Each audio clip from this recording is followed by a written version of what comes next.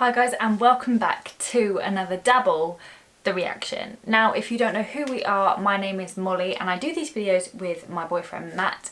We are full-time travel vloggers under the travel channel Dabble and Travel. We are so busy, as some of you may know, that we are returning to full-time travel in literally 1 week. That's it, 7 days and we are back to full-time travel, which means that after 6 months of sitting around and not being able to do much, we're now having to frantically run around and double check that we have all of our electronics. We've got enough clothes because the climates might change depending on the time of the month where we are.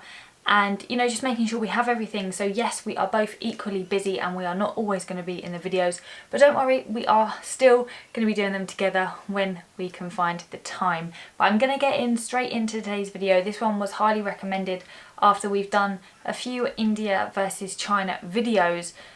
Basically because of the conflict that's happened and the disastrous things that have happened recently that have been in the news. We have discussed them, so I will put them below.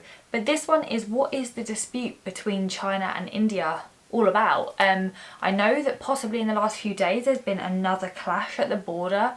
I couldn't actually find any news articles on it. I found a couple of YouTube videos but it didn't really explain anything.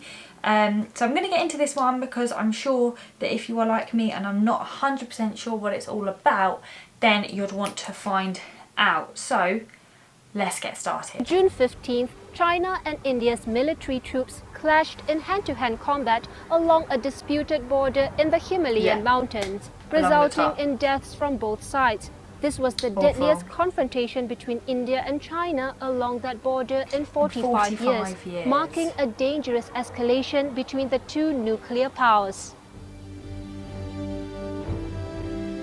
What's going on between India and China? In the 1950s, a term was used to describe the relationship between India and China, Hindi Cheni Bye Bye, which means India and China are brothers. However, that was the exception rather than the norm, with a deep-seated mistrust on both sides still felt today.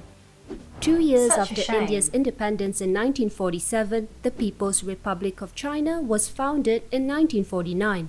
Despite attempts to establish a cordial relationship such as the India-China Friendship Association, cracks were already appearing in their bilateral relations. For one, China never accepted a border drafted by the British in 1914 demarcating the frontier between Tibet and British India, also known as the McMahon Line.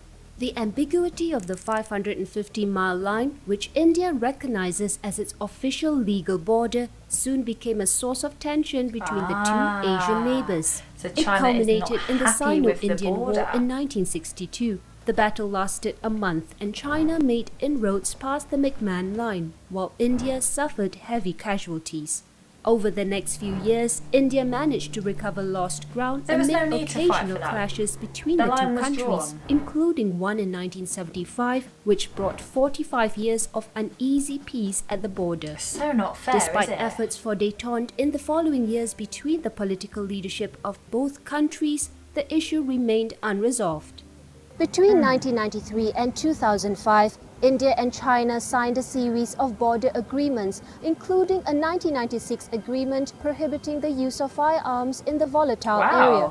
So what are both sides fighting over exactly, and what is the significance? The McMahon Line forms a part of the long border between China and India, which extends for more than 3,400 kilometers in the mountainous region of the Himalayas. This frontier is referred to as the Line of Actual Control, or the LAC, which includes landmarks such as the Pangong Lake and the Galwan Valley. There are no official records or real-life markings delineating the actual LAC, resulting in grey zones between the Chinese and Indian patrols. The LAC fringes mountains, valleys and plateaus, making the flow of goods and activities laborious. As a result, India has been upgrading its roads and military infrastructure for over a decade, which will allow the rapid deployment of its forces. Galwan River, where the latest fatal confrontation occurred, has a vantage point of a road being built by India, which makes it a strategic and significant location. China has also been building its own infrastructure and military outposts along the LAC, including a highway connecting China's sensitive regions of Xinjiang and Tibet. The country also has more infrastructure projects west of the LAC, which connects China to Pakistan as part of its Belt and Road Initiative, adding to India's wariness. But the tension between India and China goes beyond their land borders, and given their economic might, this will have broader implications for the region and the rest of the world too. The two countries really, make up about 36% of the world's That's population. madness. China has the second largest economy in the world, with a GDP of more than $14 trillion, while India takes the fifth spot with $2.9 trillion. As their economies grow, both countries have been investing heavily in their military arsenals. In 2020, China allocated more than $178 billion for defense, although many analysts think that the actual figure is much higher. Meanwhile, India's defense budget stands at around $73 billion. The Stockholm International Peace Research estimates that China has 320 nuclear warheads, while India has 150. Even before the latest clash, geopolitical tensions between the two juggernauts have been on the rise of late. India's neighbors, Pakistan, Sri Lanka, and Nepal, have forged closer ties to China in the recent years under its Belt and Road Initiative. To counter the rise of China, India has sought closer ties with strategic players such as the United States, Russia, Japan, and Australia. What you will see, I think, is India trying to find its own way to put pressure on China. India will be trying to improve its relationships with Australia, with Japan, with Vietnam, with the United Kingdom, with all of the countries who are worried about China in order to give itself a little bit of leverage. The pandemic has taken a toll on the economies of both countries. This means that the dynamics between Beijing and New Delhi have shifted too. As companies evaluate their supply chains in the wake of the pandemic and the trade war between the US and China, India has been positioning itself to lure more foreign investment. In recent years, Prime Minister Modi's office has pushed for India to be self-reliant and has imposed curbs on Chinese imports and investment. The latest clash has also led to a boycott of Chinese companies in India, including a ban of nearly 60 Chinese apps such as TikTok and WeChat. While Chinese firms Huawei and ZTE may be excluded from the rollout of India's 5G There was no confirmation of security Indian of your startups, details. which have been courting Chinese funding in recent years, are also finding themselves in a quandary. Indian food delivery unicorn Zomato raised $150 million from China's Alibaba Group in January 2020, while its competitor Swiggy is backed by Tencent and Meituan Dianping.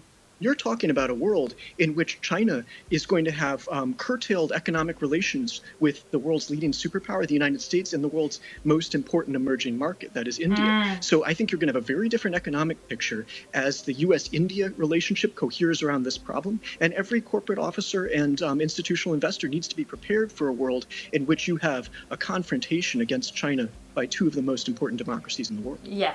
While it is unlikely that the border clash will lead to a full-blown military conflict between India and China, the saber-rattling hasn't ceased. The confrontation may just widen their geopolitical rivalry on other fronts, in an increasingly divisive world. So what are your thoughts on the relationship between India and China? Do share with us. Thanks for watching and do subscribe. What are your thoughts on the relationship between India and China? I mean, I know from previous videos that India will not start anything. I do think that, you know, any country fighting about land is unnecessary and, you know, maybe it should just be left as it is. But that is my opinion and my opinion only, so it probably isn't the best. I don't think I'd do very well as Prime Minister of a country or President. But anyway, what can you do? Do let us know your thoughts. Matt will be back, I'm sure, possibly tomorrow. Depends when I can grab him. And we've managed to sort everything out. Honestly, trying to sort out all our electronics is crazy. You've got to make sure that you have all your chargers, your wires and everything. So It's been a very hectic day, but thank you for these recommendations. Please comment below any more recommendations. Be sure to subscribe to Dabble and Travel and Double the Reaction, because you'll be able to see all of our upcoming travel. We cannot wait for you to do it. Leave this video a huge thumbs up, as it really helps the algorithm of this channel. So if you are enjoying our videos, then make sure you do that please, as it's a huge support. And just remember to keep on dabbling.